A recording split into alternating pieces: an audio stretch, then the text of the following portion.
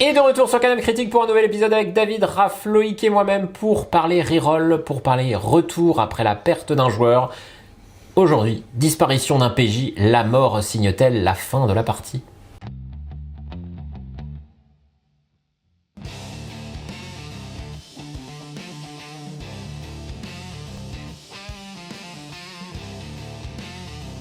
Alors, c'est quoi votre body count à tous ? Beaucoup trop élevé. Je change un peu trop de personnage ou alors je me fais tuer par mes alliés de temps en temps.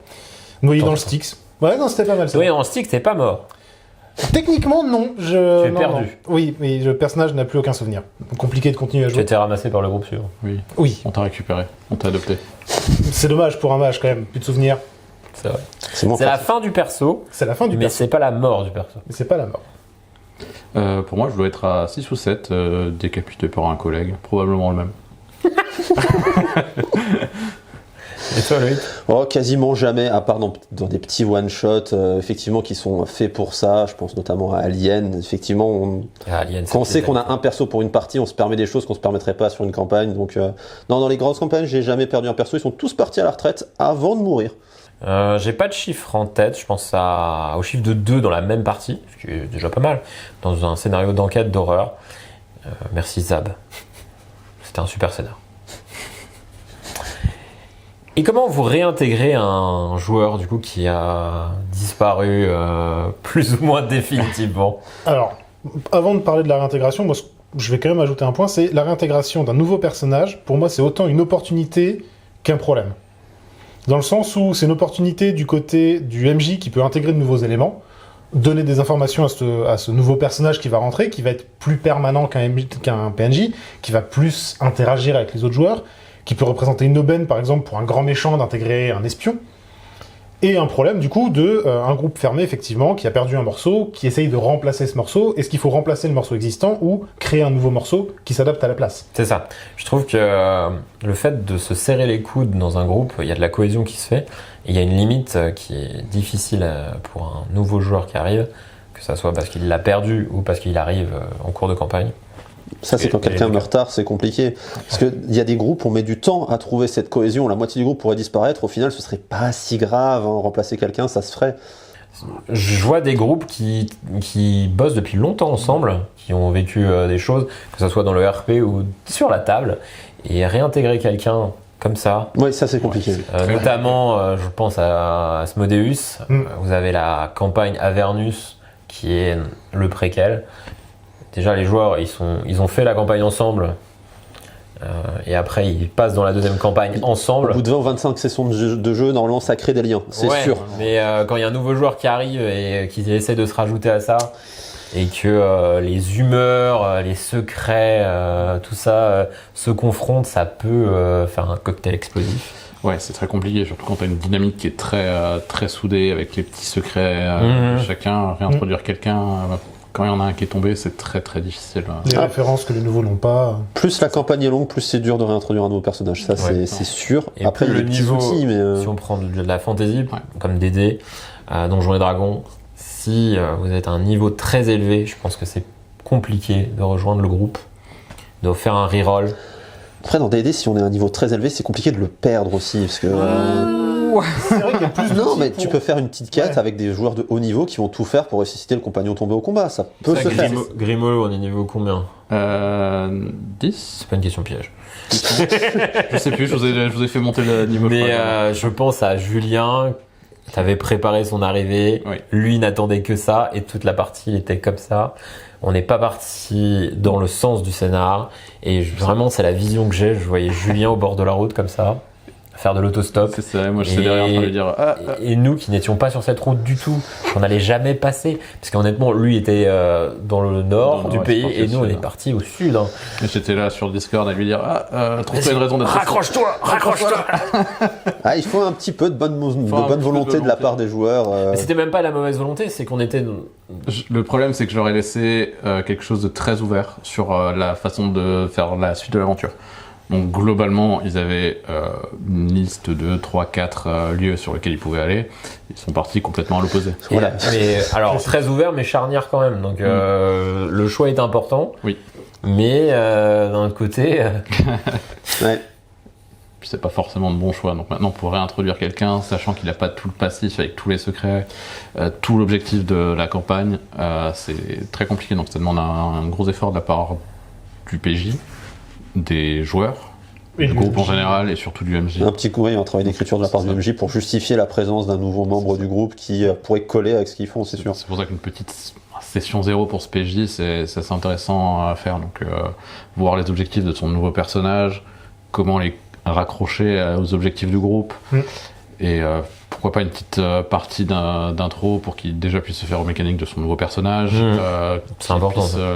S'appuyer aussi dans ça enrichit. Hein. C'est vrai que ça c'est aussi un autre problème, parce que si on prend du Donjons et Dragons, on doit réintégrer un personnage niveau 15-20, c'est-à-dire créer une fiche niveau 15-20 et apprendre à la jouer. Hein. C'est pas facile. Après, il n'y a pas que Donjons et Dragons, quand on est à un niveau très élevé. Pathfinder. Oui, non, mais après, là, on parle surtout de fantasy, mais il y a plein de JDR où vous êtes assez avancé et c'est compliqué de rattacher les wagons parce que il y a des talents qui se sont développés.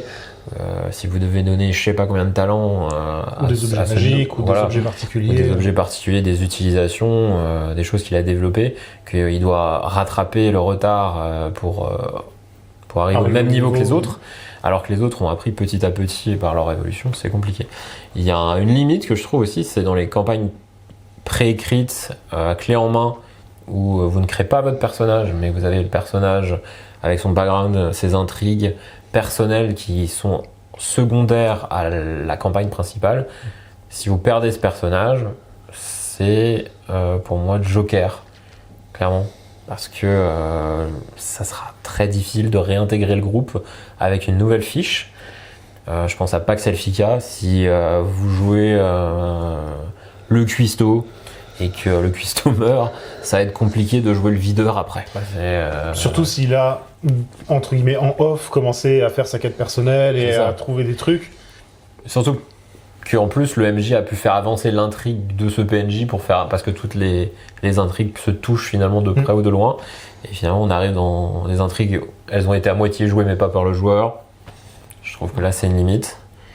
Après, parce que c'est pas comme ça que le joueur forcément jouait le perso ou résolu ses intrigues, donc c'est ça qu'il aurait fait les choix. Exactement. Ça c'est un handicap au départ là, c'est sûr. Après c'est plus facile de l'intégrer dans le groupe vu qu'il l'est déjà. Mais il existe déjà, ouais. Oui, il existe. Voilà. Alors du coup, est-ce que faire des PNJ de réserve, c'est une bonne idée du coup?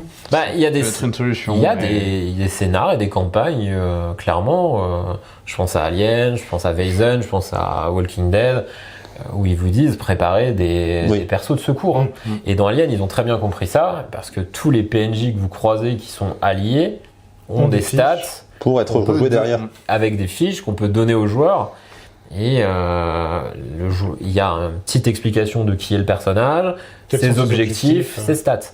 Alors, on reste dans le côté difficile, parce que c'est là, on est dans l'intrigue, on joue un personnage, je pense aux Marines dans Alien, on vient pour une mission, et tout d'un coup, on vous file la fiche d'un scientifique qui était dans le labo depuis le début, il va pas du tout avoir la même approche, c'est compliqué.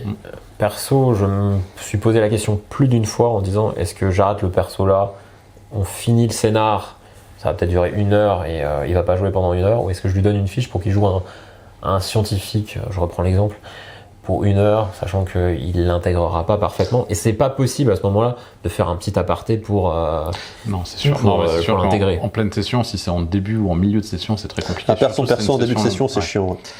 Est-ce qu'il y a déjà... pardon, je t'ai coupé. Non, pas de souci. Est-ce qu'il y a déjà des morts de personnages qui ont mis fin à votre partie? Je crois que ça m'est jamais arrivé.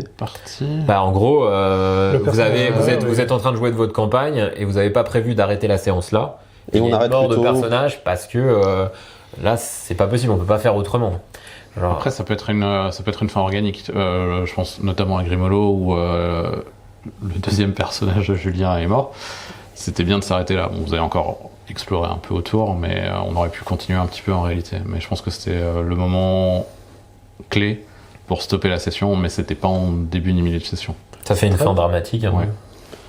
Strad, quand j'étais mort. Ouais, t'es mort en fin de session, donc c'était pas. Ouais, c'était fin de session. De toute façon, on allait s'arrêter, on était mort sur le dernier combat, donc ça tombait pile poil au bon moment. Okay. On a juste fini pour t'enterrer, puis c'était pas spécialement prévu. C'était pas prévu, mais c'est arrivé au bon moment. On a fini, on t'a enterré.